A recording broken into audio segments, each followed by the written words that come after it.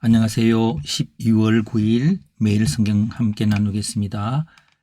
한 문장 요약입니다. 너희는 악을 행할지라도 사망의 그늘을 아침으로 바꾸시는 하나님이 너희 가운데 행하여 너희로 애통하게 하며 선을 구하게 할 것이다.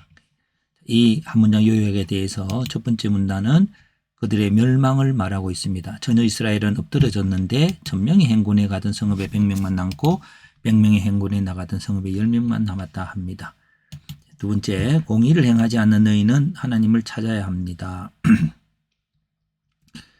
왜 찾아야 됩니까? 이렇게 그 불을 끌 자가 없습니다. 불이 왔는데, 그리고 하나님은 전능하십니다. 별들을 만드시고 사망의 그늘을 아침으로 바꾸시고 바닷물을 불러 지면에 쏟으실 수 있는 분이십니다. 어떻게 해요? 길갈이나 브엘세바, 길갈로, 베델로 가지 말고 그들이 종교행위나 어떤 정통 이런 것들이라고 볼 수 있습니다. 그 다음 문장입니다. 너희는 악을 행했습니다. 어떻게 해요? 여러 가지.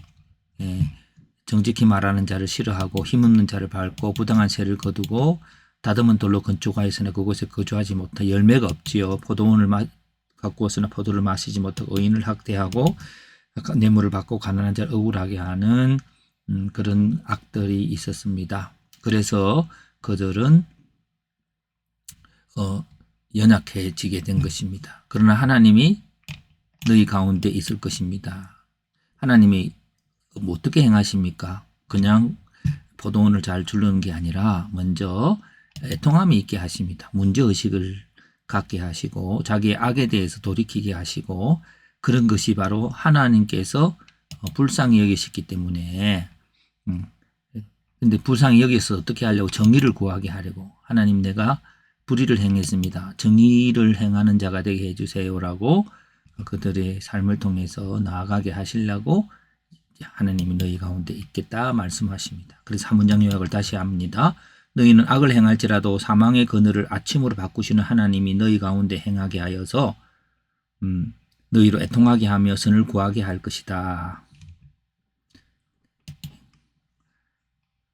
그래서 선을 구하는 애통함이라는 주제가 되면 애통함을 갖게 하는 분은 하나님이죠. 그런데 하나님은 전능하심과 긍휼하심이 있습니다. 애통함의 주제는 문제지요. 연약해졌다는 것입니다.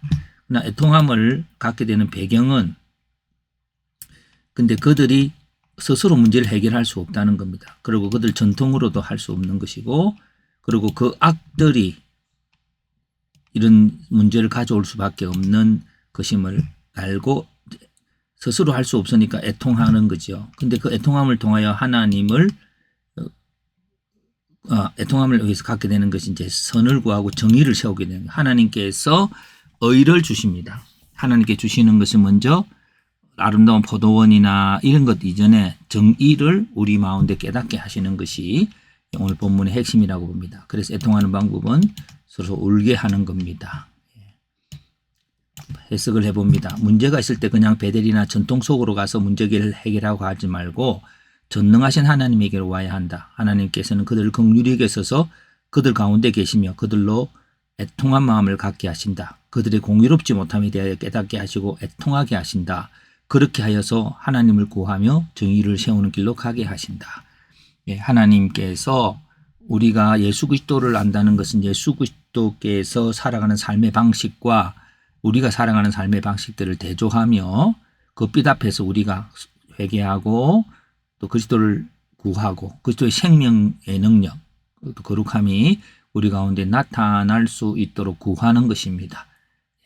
그런 아름다운 회개와 정산의 시기가 12월 달에 있게 되기를 바랍니다.